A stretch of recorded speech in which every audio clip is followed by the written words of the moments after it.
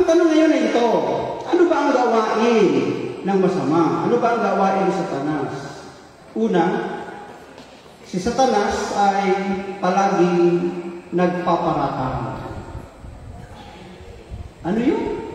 Nagpaparatang. Sa Ingles, sabi niya, Satan is the accuser of the brethren. Sabi ng Revelation 12:10, at narinig ko ang isang malakas na tinig mula sa langit na nagsasabi, dumating na ang pagliligtas ng Diyos, ipinamalas na niya ang kanyang lakas bilang hari, ipinamalas din ni Kristo ang kanyang mga kapangyarihan, sapagkat itinapon na mula sa langit ang nagpaparatang sa mga kapatid natin araw at gabi sa harapan ng Diyos. Anong ugali meron sa Satanas?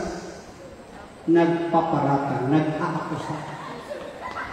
Minsan daw, meron isang tao na bilanggo, sapagkat siya'y pinaratangan ng isang tao, nagnakaw ng bago. Sapagkat itong tao ito, habang siya'y naglalakad, nakakita siya ng parang lubig. Dinampot niya at inuwi. Wala namang kasamang bag, lubig lang. Kasi ang taong ito ay masyadong masinop. Dumating ang balita na mayroong nawalan ng bag at sinasabing ninakawan ng bag. Siya, may nadampot siyang lubig lang naman. Itinuro, inakusahan na siya yung nagnakaw.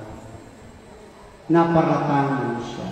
Minsan lang yung mga tao sa ating kapaligiran, mahilig din magparatang. Kaya nga minsan yung mga pari, nahihirapan sila makisama. Kapag ang mga pari ay mahilig sa mga kabataan, paparatangan ng pedophilia. Pag ang kasama ng mga pari ay mga babae, si Father talaga babae. Pag ang kasama naman ng mga pari ay mga lalaki, sasabihin ng mga tao, si Father lalaki. Pag ang kasama ni Father mga malalembot, sasabihin si Father lembot. Hindi ko alam kung ano na ba? Kasi ang mga tao, madaling humusga, madaling magparatang, madaling mag-akusa. Sabihin mo sa katabi mo, walang ganyan dito. Biktima ba kayo ng pag-aakusa? Ako po ay nagbabasa muna ng mga verse. Mamaya hindi na po ako magbabasa ng verse. Ano ba ang mga gawain ni Satanas? Sabi ng John 8:44, ang Diablo ang inyong ama, ang gusto ninyong gawin ay kung ano ang gusto niya. Sa simula pa lang ay mamamatay tao na siya, hindi siya pumanig sa katotohanan kailanman, sapagkat walang uwang sa kanya ang katotohanan. Kapag nagsasalita siya ng kasinungalingan, nagsasalita siya ayon sa kanyang kalikasan, sapagkat siya'y sinungaling at siya'y ama ng kasinungalingan. Sino po si Satanas? Ama. Ng ano? Ng mga sinungaling. Sa Garden of Eden, nang bumaba ang Diyos para kausapin ang tao, sapagkat nakikipag-fellowship siya palagi. Dahil ang tao nagkasala, sumuway sa batas na huwag kainin yung bunga na ipinagbabawal sa gitna ng halamanan. Nang dumating si Yahweh, nagtago sila. Ano ang sabi? Nasaan kayo? Pero, totoo bang hindi alam ng Diyos kung nasaan sila? Alam. Ngunit ang tinutukoy, nakatanong lang, nasaan kayo? Yung kanila kalagayan. Kasi nga nagtatago sila eh.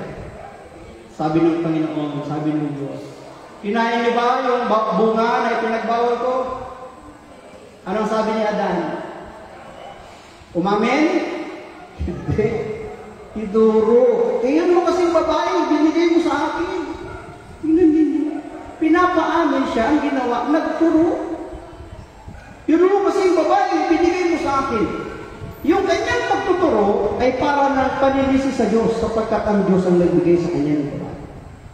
Tinanong ang babae, babae, kinain mo ba yung buka? Anong ginawa ng babae? Itinuro! Yung ahas mo eh! Pansinin niyo. Tinanong ba ng Diyos yung ahas na kumakatawan kay Satanas? Tinanong? Hindi. Bakit? Alam niya naman magsisinungaling si Satanas. Ama ng kasinungalingan. Kaya kapag ang asawa ninyo mahilig ng magsinungaling, huwag yun ang tanongin. Tanong na kayo ng tanong, alam mo nagsisinungaling. Magagalit ka lang. Anak mo, alam mo nagsisinungaling, tanong ko pa ng tanong. Diba?